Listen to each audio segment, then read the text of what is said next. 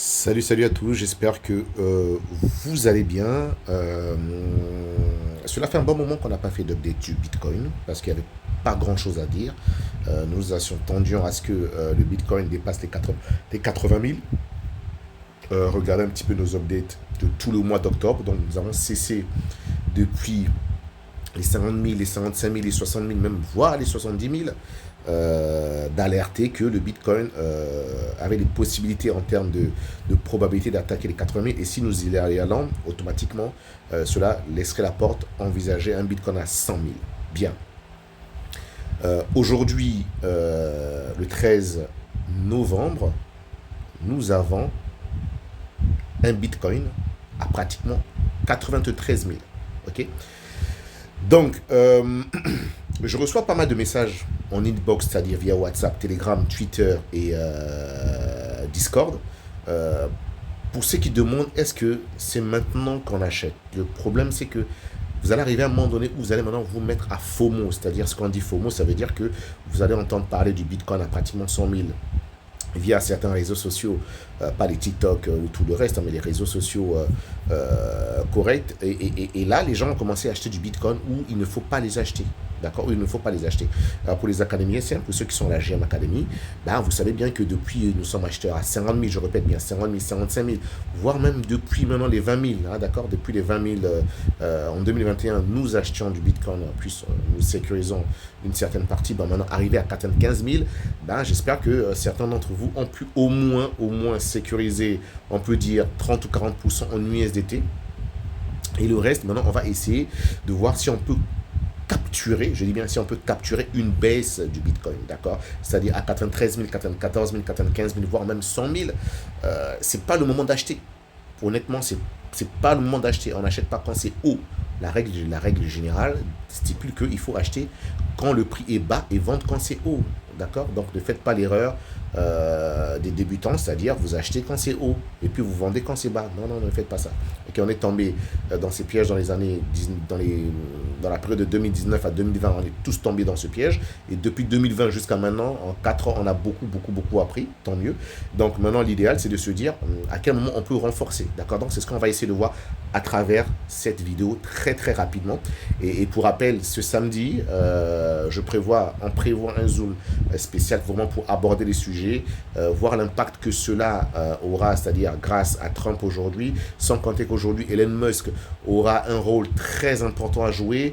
Il y a des bruits qui stipulent qu'il veut vraiment remettre en question la Fed et la manière dont la SEC est en train de bosser. On sait très bien que Elon Musk, c'est un défenseur des crypto-monnaies. Bon, et Donald Trump, c'est son dernier mandat, donc il n'a plus rien à perdre. Donc c'est sûr qu'ils vont essayer de renverser la table. Donc ça veut dire que les 4 années qui vont arriver à partir de 2025 sont plutôt une aubaine. Donc ça serait la possibilité de pouvoir en profiter. Et ça, nous allons aborder tous ces sujets exactement ce samedi à 16 h heure parisienne. Sans plus tarder, donc, on voit bien très bien que nous sommes à 80 000. Donc, honnêtement, lorsque j'essaye de scanner le marché très rapidement, d'accord, très rapidement, on peut voir que déjà la première zone d'achat, ok, vous allez voir que c'est, je vais attendre, moi personnellement, je vais attendre déjà, j'ai sécurisé une certaine partie de mes gains, je vais attendre qu'on revienne entre 78 et 80 000. D'accord. Donc là, on voit que les gens sont en train de prendre des prises de bénéfices. Excusez-moi, ce ne sont pas des ventes, ce sont des prises de bénéfices. Donc il y a une différence entre prise de bénéfices et des ventes.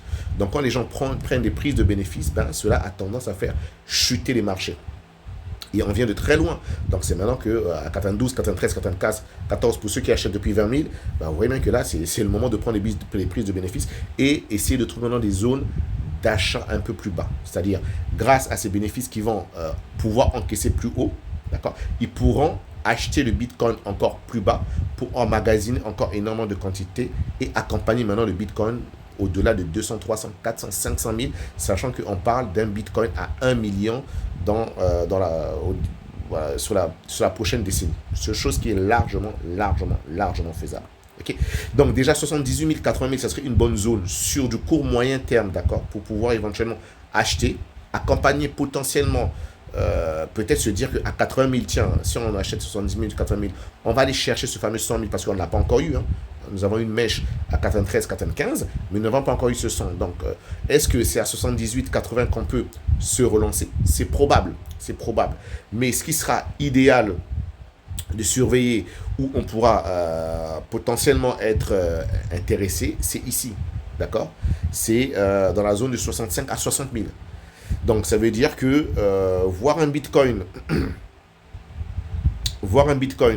revenir, c'est-à-dire retracer, revenir ici, d'accord, dans la zone des 65, 60 000, et puis potentiellement repartir, ça make sense, ça serait potentiellement une zone intéressante d'acheter. Mais bon, après, une fois de plus, ce n'est pas nous qui décidons. Donc déjà, il va falloir voir comment les acheteurs, c'est-à-dire les acheteurs vont pouvoir défendre la zone des 78-80 000. S'ils défendent cette zone des 78-80 000 et pouvoir emmener le Bitcoin vers 100 000, 105 000, voire 110 000 en extension, la zone des 65-60 000, ça serait peut-être la dernière zone probable avant éventuellement de retrouver un Bitcoin à 200-250 000 dollars. D'accord.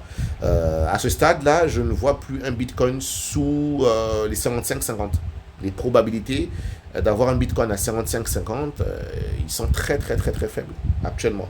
Maintenant, les probabilités de voir un Bitcoin à 40 ou à 20 000, vous voyez que c'est compliqué.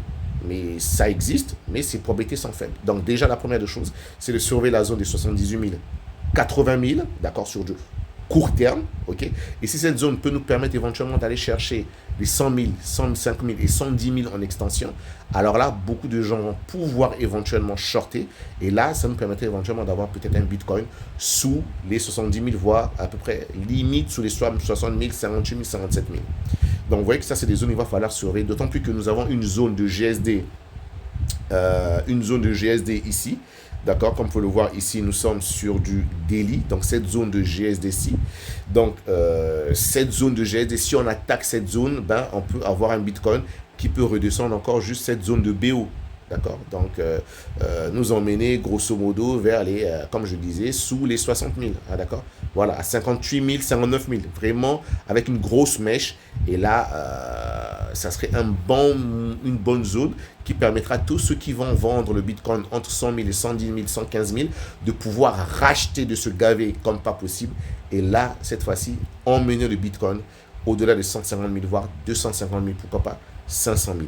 Donc voilà ce que je tenais à dire. En plus, on peut voir que le GSI, là, actuellement, nous sommes sur une zone de surachat. D'accord. Donc on voit très bien que nous arrivons sur une zone de surachat. Donc il va falloir que les prix respirent. Nous sommes en délit. Il va falloir surveiller tout cela. Donc j'ai pas envie de parler des altcoins. En règle générale, lorsqu'on parle de bull run, je n'ai cessé de le dire. Vous avez vu ce que j'ai envoyé à travers nos différents réseaux sociaux. Lorsqu'on parle de bull run, en règle générale, ce que les intervenants font, c'est que les capitaux arrivent automatiquement sur du Bitcoin, vu que c'est la première crypto-monnaie en termes de capitalisation. Donc tout le monde va se mettre à acheter du Bitcoin en masse. Et à un moment donné, ils vont prendre ces bénéfices, ils vont maintenant injecter sur Ethereum. On sait qu'aujourd'hui, Ethereum a 3000. Et par la suite, lorsqu'ils vont injecter sur Ethereum, ils vont maintenant choisir les crypto-monnaies à capitalisation moyenne. D'accord. Et en dernier lieu, vraiment en dernier lieu, on va maintenant avoir des crypto-monnaies à très faible capitalisation. Et ce sont ces crypto-monnaies qui peuvent permettre de faire x1000 du capital. D'accord. C'est comme ça que les prix fonctionnent. Donc nous sommes vraiment juste au début de ce bull run et nous avons 4 ans pour cela. Et comme je ne cesse de le dire, ce bull run ou cette alt saison sera vraiment nul d'autre pareil. D'accord. Donc on en a vécu 3 ou 4. Mais ce qui arrive, ça serait tout simplement incroyable. Maintenant, le tout, c'est de savoir comment vous vous positionnez. Est-ce qu'il y a des gens qui sont sur le Bitcoin? À quel moment vous allez prendre vos bénéfices et où vous allez les injecter? Parce qu'il faut comprendre que les capitaux se déplacent, d'accord. Donc les capitaux se déplacent avec du Bitcoin aujourd'hui. Vous ne pouvez pas faire x5, c'est quasiment impossible maintenant. Avec Ethereum, c'est très difficile de faire x5 en 4. Mais maintenant, pour faire x5, x10, il va falloir trouver des crypto-monnaies à faible capitalisation. D'accord. Et après, si vous voulez faire du x50, du x100, il va falloir trouver des crypto-monnaies à petite capitalisation. Okay? Et ça, il y en a. Donc, on va essayer de travailler dessus. Maintenant, ce samedi, je vais essayer de donner quelques pistes. Okay? J'ai déjà demandé à quelques collaborateurs de commencer déjà à nous faire une liste des crypto-monnaies, c'est-à-dire sur les middle et small cap, c'est-à-dire c'est les capitalisations moyennes et petites, hein, c'est-à-dire middle et small cap.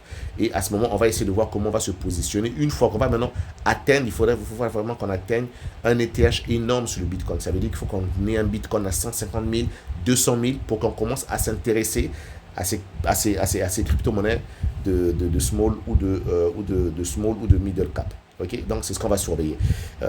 Nous y travaillons. Donc ceci dit, je répète, surveillez la zone des 78 000, 80 000 pour une prise de bénéfice. Ceux qui sont en train de shorter, ne shortez pas, on ne shorte pas ça. C'est comme si vous essayez d'attraper un couteau qui tombe. Je vous conseille de ne pas shorter. Pas shorter du tout, ne tentez pas. Maintenant, si vous voulez tenter, attendez